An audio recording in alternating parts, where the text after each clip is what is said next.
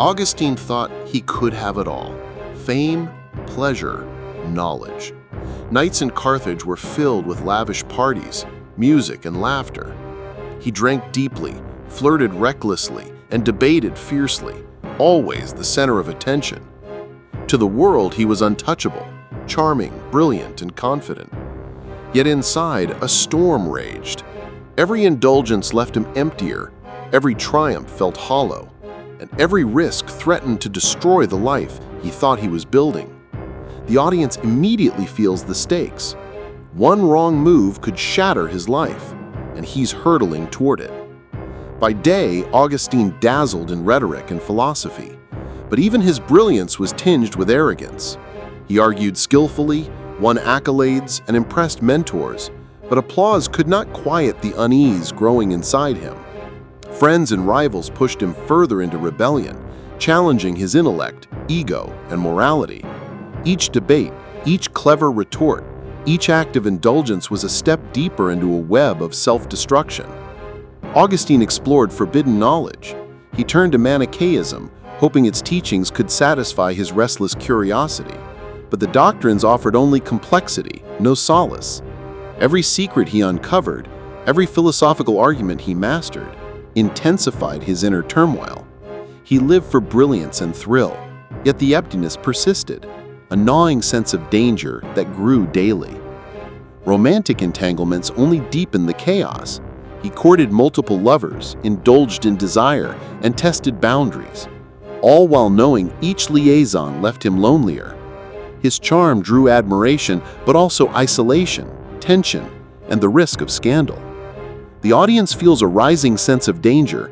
The more Augustine indulges, the higher the stakes for his eventual fall. By night's end, Augustine would often stand alone on a balcony, looking over the glowing city below. Wind ruffled his hair, lights sparkled, but inside him, darkness lingered. For the first time, he felt doubt, whispers of purpose he had never noticed, warnings of ruin, and the faint stirring of something greater. This is the suspenseful turning point, leaving viewers wondering, will he continue down the path of indulgence or confront the emptiness consuming him? After the intoxicating nights in Carthage, Augustine's days were no less turbulent. He immersed himself in rhetoric school, determined to master the art of persuasion and gain fame among peers and teachers. His brilliance shone, yet the applause never filled the emptiness inside him. He sought excitement wherever he could: secret gambling matches in shadowy rooms, romantic adventures that promised pleasure but delivered loneliness, and intellectual duels that stoked his pride. Every triumph fed his ego, while every indulgence deepened the void gnawing at his soul. Friends and rivals alike fueled his reckless behavior. Why hold back, they asked, admiring his skill, yet daring him to take risks. Augustine accepted every challenge, embracing danger as if it were a thrill he could not live without. The audience feels the suspense immediately. One wrong choice could unravel everything, and yet Augustine cannot stop. His experimentation with Manichaeism and other forbidden philosophies deepened his internal conflict. Temples and secret gatherings became arenas of curiosity and ambition. Augustine devoured ancient texts, memorized doctrines, and questioned priests and scholars alike, but the knowledge never quenched his spiritual thirst. Each new insight felt like another layer of complexity, a puzzle he could not solve. Romantic entanglements became increasingly reckless. Augustine sought thrill, indulgence, and power in his relationships, yet every affair left him lonelier. The tension between desire and emptiness grew daily. Each partner admired his intellect and charm, but Augustine's eyes betrayed an unfulfilled longing. The audience can sense a man trapped by his own impulses, teetering on the edge of moral collapse. Late nights often found Augustine alone in his study, wrestling with guilt and doubt. Candlelight flickered across manuscripts and scrolls as he pondered the fleeting nature of pleasure, the vanity of intellectual accolades, and the emptiness behind admiration and desire. These private moments reveal a man at war with himself, creating suspense for the audience who can feel the tension between his brilliance and self-destruction. Despite the inner turmoil, Augustine's public life continued to dazzle. Speeches captivated crowds, debates won accolades, and his intellect impressed even the most skeptical mentors. Every display of skill reinforced his confidence, yet the hollow feeling inside grew larger, threatening to overshadow every achievement. The suspense rises. He is a man balancing on a knife edge between brilliance and ruin. Family tensions added another layer of complexity. Monica, his devout mother, pleaded and prayed for him from afar. Augustine respected her wisdom, but felt constrained by her piety, further fueling his desire for rebellion. Their sporadic conflicts highlight the emotional stakes, showing that his indulgence could destroy not only himself, but also relationships that mattered most. By the end of this chapter, Augustine emerges as a man of contradictions, brilliant yet reckless, charming yet isolated, wise in intellect but blind to his spiritual emptiness. His journey is thrilling, dangerous, and suspenseful. The audience is left eager to see the turning point, the moment that will force him to confront himself and his choices. For years, Augustine had lived in a world of indulgence, intellect, and reckless thrill. But one fateful day, the consequences of his choices began to press down upon him like a shadow he could no longer ignore. A failed debate, a scandalous affair exposed, a friend betrayed. These events converged, shaking the foundations of the life he had so carefully curated. Suddenly, the thrill and charm that had defined him felt hollow and dangerous. Augustine's brilliance, once a source of pride, became a mirror reflecting his inner emptiness. He could no longer hide from the moral and spiritual void that gnawed at his soul. The audience is drawn into a tense moment. He is standing on the edge of ruin, and the story pivots toward the first stirrings of transformation. He retreats into solitude, walking through the streets of Carthage, haunted by his failures and desires. The city, once vibrant and full of temptation, now feels oppressive. Augustine reflects on every indulgence, every flirtation, every reckless gamble, realizing they have led him further from meaning and closer to despair. In the depth of his introspection, Augustine remembers his mother Monica's constant prayers. Her voice echoes in his mind, not as a reproach, but as a guiding light he had long ignored. The audience feels a shift in tension. Hope emerges amid despair. Simultaneously, Augustine revisits his study and ancient texts. The philosophies that once thrilled him now provoke frustration. They cannot answer the questions haunting him. Manichaean teachings feel empty. Intellectual debates seem trivial. The audience senses the crisis deepening, the turning point inevitable. A chance encounter with a wise elder or mentor figure offers Augustine guidance. This figure does not preach or condemn, but simply presents a vision of life lived with purpose and virtue. Augustine listens, skeptical but intrigued. The seeds of transformation are planted, hinting at the eventual embrace of faith and redemption. The inner turmoil crescendos as Augustine faces one of his greatest temptations yet, a final, risky indulgence in gambling or romantic desire.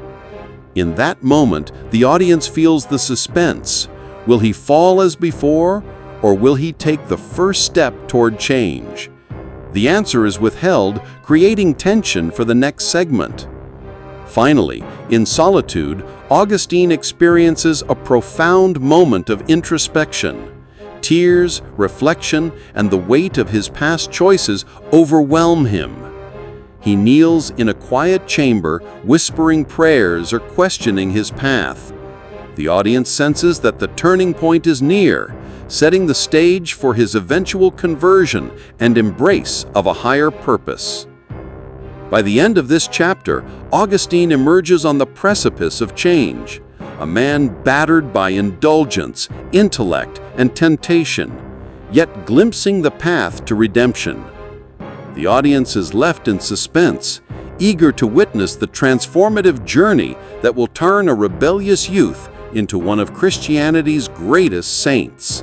After months of turmoil, Augustine's inner conflict reaches a breaking point. The pleasures, debates, and indulgences that once defined his life now feel hollow, and the shadow of guilt grows heavier each day. One evening, while wandering alone through the streets of Carthage, he encounters a group of devout Christians quietly praying. Their serenity, humility, and inner peace strike him profoundly. For the first time, Augustine senses a path beyond indulgence, a possibility of purpose and redemption. The audience experiences the tension immediately.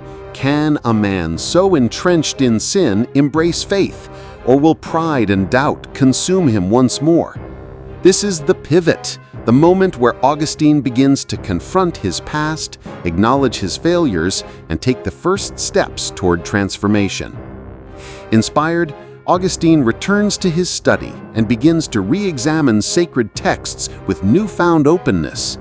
The philosophies that once fascinated him now seem inadequate. Every scroll, every manuscript points to wisdom he had previously ignored. Slowly he begins to grasp the true fulfillment lies not in indulgence or intellect alone, but in faith and moral purpose. Simultaneously, Augustine reconnects with his mother, Monica, whose unwavering faith has long guided him in spirit. Her presence, prayers, and gentle admonitions now resonate deeply. Augustine experiences a mix of humility, gratitude, and emotional vulnerability. The audience can feel the emotional climax approaching as mother and son bond over his journey toward spiritual awakening. A critical turning point occurs when Augustine hears a powerful sermon by a respected bishop. The words penetrate his heart, a call for repentance, surrender, and commitment to God. Augustine is moved to tears, wrestling internally with his pride and past indulgences. For the first time, the audience witnesses the internal crack in his defenses, the moment faith begins to take root. Alone afterward, Augustine experiences a profound moment of prayer and reflection. He kneels, hands clasped, eyes closed, tears streaming down his face. The turmoil of past years, the guilt, the longing for meaning all converge in this pivotal instant. The audience feels the suspense transform into catharsis as Augustine steps toward a new life. Following this awakening, Augustine begins to adopt a disciplined spiritual life. He withdraws from reckless indulgence, studies Scripture intensely, and engages in charitable acts. Every decision reflects his growing commitment to faith, and the audience can sense the stark contrast between his past and present selves. Over time, Augustine's transformation deepens. Former friends notice his changed demeanor. Former rivals respect his newfound humility. His brilliance now channels not toward personal indulgence, but toward guiding others, teaching, and inspiring faith. The suspense from earlier chapters gives way to inspiring hope and admiration, keeping the audience engaged and emotionally invested. By the end of this chapter, Augustine has emerged from the chaos of youth into a life of purpose, discipline, and spiritual devotion. The audience feels the weight of his journey, the suspense of past struggles, and the triumph of his awakening. This sets the stage for the final chapter, his full embrace as a Christian leader and saint. Following his transformation, Augustine's life radiated purpose and wisdom. No longer driven by indulgence or fleeting fame, he devoted himself to faith, teaching, and guiding others. His intellect, once a tool for vanity and thrill, now became a force for inspiring minds and hearts. Audiences see a man whose journey from rebellion to redemption resonates deeply. His mistakes were many, but his lessons enduring. Augustine traveled, taught, and preached, leaving an impact that would echo for centuries. Those who once knew him as a charming but reckless youth now witnessed a figure of profound moral authority. He authored influential works, including reflections on faith, grace, and human nature, blending intellectual rigor with spiritual insight. His writings transformed personal struggle into universal lessons, guiding generations long after his death. Even in private moments, Augustine remained humble, reflecting on his youth and the lessons learned through failure and temptation. His story became a beacon for those wrestling with doubt, sin, or the search for meaning. By the end of his life, Augustine was recognized as one of Christianity's greatest thinkers. His legacy encompassed faith, intellect, and moral guidance, proving that even the most tumultuous youth can evolve into a life of purpose. The audience is left inspired, change is possible, redemption attainable, and a meaningful life achievable, despite early mistakes.